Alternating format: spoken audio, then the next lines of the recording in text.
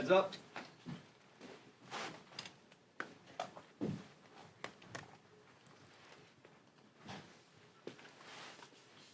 Good morning. Pleased to be joined with Vice Chair Ted Lieu as always.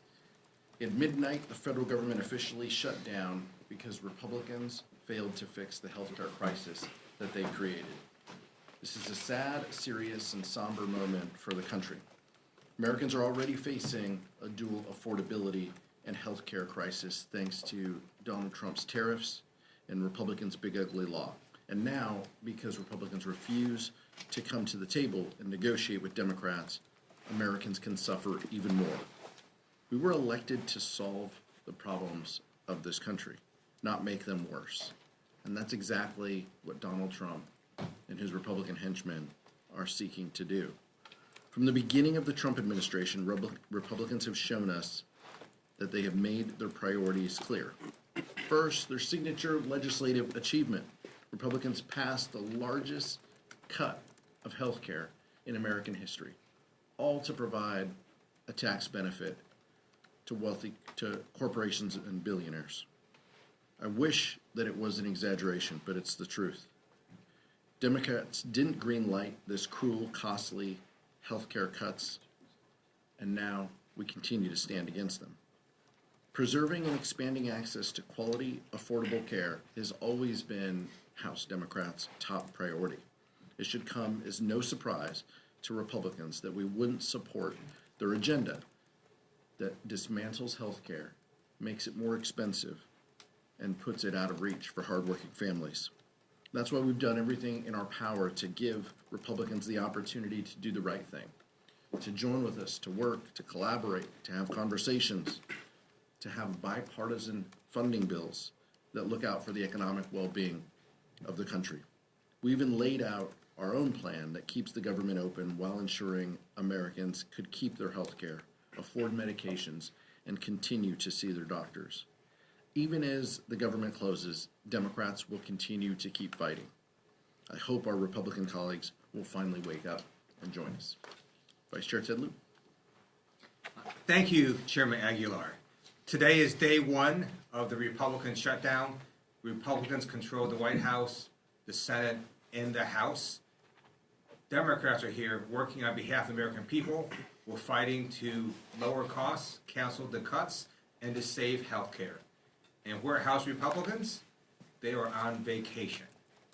We are asking Speaker Johnson to bring back House Republicans right now so we can work together to not have this government shutdown. It is now a very bad time to have a government shutdown because we are in a very bad economy.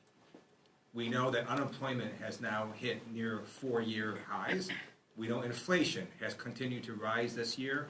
And we just learned today from payroll processor ADP that private sector jobs, which were expected to increase by 50,000 last month, instead decreased by 32,000. Trump's economy is crushing Americans financially. House Republicans need to come back, work with Democrats, and stop this Republican shutdown. Thank you, Ted. Questions? Nick? I was wondering if I could get your reaction to Russ' vote announcing this morning that the administration was putting funding on hold for infrastructure projects in New York, the Hudson River Tunnel and the 2nd Avenue subway. I think this is probably what they meant when Donald Trump said we're going to extract maximum pain. The goal from Donald Trump and his administration has been all along to make this painful. This isn't about policy priorities for them.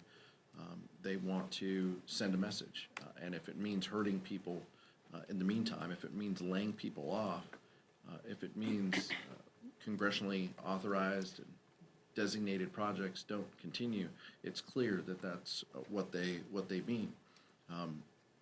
This is probably under the headline they said will make Democrats will pay a huge price for this, right? Those are their words. So this might mean what this might be what they mean. Look, this is shameful and it's tough, and it shows that we don't have true negotiating partners, over there. They just want to make this difficult. They've been cheering this on for months and planning for this. And it's unfortunate that this is what Russ Vought decides to do. As Chairman Aguilar said, the Trump administration is inflicting maximum pain on American people, including the people of New York and New Jersey. The people of New Jersey have a choice this November. They can support someone that is beholden to Donald Trump or not. Thank you, Mr. Chair. This is for both you and the Vice Chair. You as a defense appropriator and Mr. Liu as a veteran, what's your response to Pete Hegseth's speech yesterday? I know that there was a lot going on with the shutdown, but obviously that has big implications. You know, even the president mentioned using American cities as military training grounds. Obviously, when the government opens, you'll have a big role in funding the Pentagon. Again, Mr. Liu, you're a veteran. I wanted to get your thoughts on Mr. Hegseth's speech yesterday. I'll keep mine quick because I'm not the one who's worn a uniform to defend the country like the vice chair. But incredibly, shameful, chaotic, unhinged, inappropriate, and if Republicans can't speak out against what they heard him say, then what are we doing here? All of those points, using service members, putting them in U.S. cities as training grounds, violating posse comitatus. I passed an amendment in appropriations this year that said funds could not be used in violation of posse comitatus. And every Republican, they accepted the agreement. It passed in voice. Chairman Calvert and our Republican colleagues in the full committee of appropriations, passed it. So, that's how they feel. They feel this is a non-issue, or they did 2 months ago. I'm curious if they feel things have changed now, and it's unfortunate that we're in this place. But from women not being able to serve in combat, I mean, there's just so many things, Michael. We can go down the litany of terrible ideas and policy positions that the secretary mentioned. By the way, the most unqualified Secretary of Defense that this country has ever seen. So it's hard to take him serious. It's hard to believe him if his lips are moving either. But that's where we are, and it's unfortunate. And I hope that some of our Republican colleagues start speaking against it. But if past is pro-law, then they won't. Thank you for your question. We have the most amazing military in the world, and the leadership of our amazing military, we're all gathered together, hundreds and hundreds and hundreds of them. And Donald Trump and Pete Hegseth were expecting rousing applause and standing ovations from our nation's generals, and they were met with silence. It was a silence of the generals. And the generals knew that what Trump was saying was wrong. We do not deploy American forces against Americans in our cities. Our military is not to be used for domestic law enforcement. It is not trained to do that, and our generals simply sat there silently. It's also illegal for Donald Trump to order U.S. troops against Americans in American cities. A federal judge has said so. We expect the appellate courts and even the Supreme Court to uphold that ruling. Thank you. Representative Liu? Our expectation is that generals and members of the service follow the Constitution and the Uniform Code of Military Conduct. Those are their guiding principles, and it's our expectation. I don't want any of those individuals to resign or retire. I want them to hold strong to the Constitution and the oath that they've taken. Questions? Representative? Representative, sir? I had one No, quick question. I'm for- sorry. Eleanor, did you? Oh, I did have my hand up. Thank you. I'm Bill. sorry. Go ahead. As I know you're asking for negotiations, that's what you want out of the Republicans, and you made pretty clear what's going to be needed with these Affordable Care Act subsidies as well as the rescissions provisions too. But are you willing to give anything up in order to get that out of this? This is on. Let me back up for those in the cheap seats and for those at home. Republicans control the Senate, the House, and the White House. They must have a plan to solve this, unless they are talking to us. I mean, if they aren't talking to us, then they must have a plan. They need Democratic votes in order to fund government. So it is on them to engage us, talk with us, show up to work, cancel your vacation, come to work, talk with us. We've been having these conversations, we've been pushing to engage since March, by the way, a CR that we didn't support as well. And we have been saying loudly that we have huge concerns from the rescissions that Donald Trump and his administration have executed to not spending resources that Democrats and Republicans have allocated. We have been telling our Republican colleagues for months these are concerns of ours. And we have told them, work with us, talk with us. And all we got were partisan bills because Speaker Johnson is just interested in being the chair of the Republican conference. He isn't interested, apparently, in being the Speaker of the House and passing things with 218 votes that can become law. That's what he could be focused on, but he's not. He is simply focused on doing what his conference wants, trying to keep them together. It's a shame because as a result, this is what we get. The Vice Chair said it. There were day one here, and it could have gone a different way, but that's not what House Republicans want. Thanks, Mr. Chairman. You guys have over 200 Democrats in the House. We only lost one vote on this continuing resolution when the vote was on it. Yesterday, before the shutdown even started, Senate Democrats lost 3 votes. Are you worried that as this goes on, we could see a repeat of the CR earlier this year and Senate Democrats let us through? It's a question for the Senate, but I will tell you, each of those senators who voted yes, all of them have said Republicans need to come to the table. Republicans need to negotiate. Republicans need to help avoid the healthcare crisis that they have created. Look, I understand the question, but there is unity in message and what we want. That Republicans need to come to the table. Any one of those senators would agree, and many of the senators who voted no on the CR would say the same thing. Thank you. In the past, in shutdowns, we've seen both sides come together and pass certain measures that would fund military members so that they don't go without pay. I'm just wondering, is there any discussion yet? I know it's early in the shutdown, but is there any discussion about doing any supplemental pieces of legislation like that? And I guess part two, more broadly, Republicans will be back in the House next week. Is there any discussion yet about at least coming to the table and starting a negotiation? Well, in order to come to the table, Republicans have to be here. They're not here. They're scattered across the country, across the world, maybe on some trips, on vacation. We're here ready to work, and that part's unfortunate. We want to avert the healthcare crisis that we know is coming. I appreciate you asking about possible legislation. The majority controls the floor. If Republicans want to put pieces of legislation on the floor, they can next week. We are saying, let's avoid this shutdown. Let's end this, and let's have conversations about what's necessary to fix this healthcare crisis that you've created. But we're not going to take pinky promises like Speaker Johnson hands out to his conference, giving them select committees and other things. Like his word doesn't mean much to House Democrats at this point. After backing away from a truly bipartisan CR in December, that's the floor, by the way, of what we need. Democrats and Republicans coming together, agreeing to a continuing resolution. For those of you new to this room, Republicans backed away from that deal, from that bipartisan agreement, when Elon Musk told them to, and then they had a smaller CR in March that we opposed. So that's the stakes of where we are.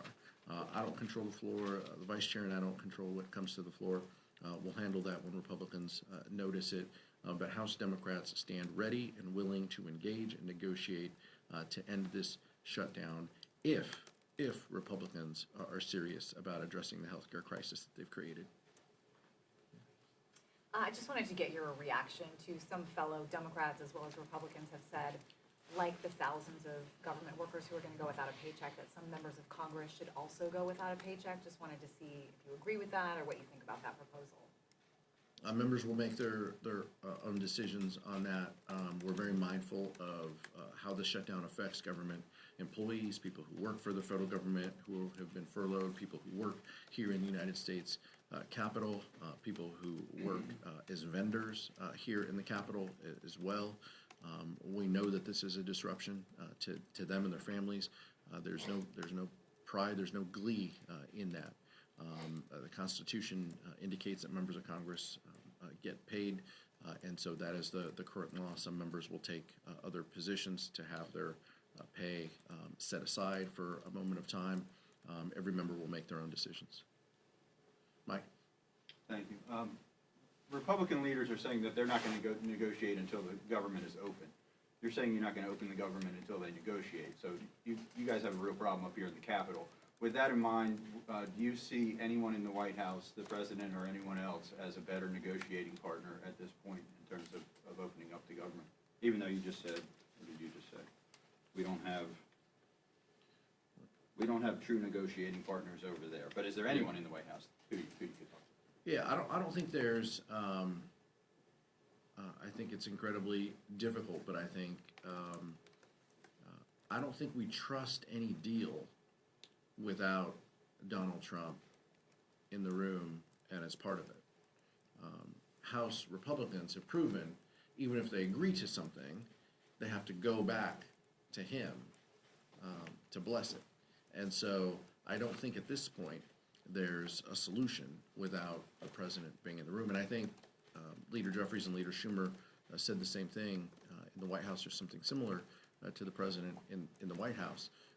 And I don't think that congressional leaders can push back on that at all. It's proven time and time again to be the case.